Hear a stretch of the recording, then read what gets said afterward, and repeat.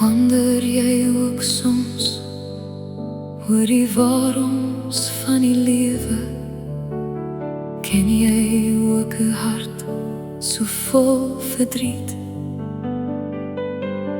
Wees so oorspoel met verlange, verstaan jy die hartseer in jou siel uitgekerf oor 'n geliefde wat vroeg moes sterf?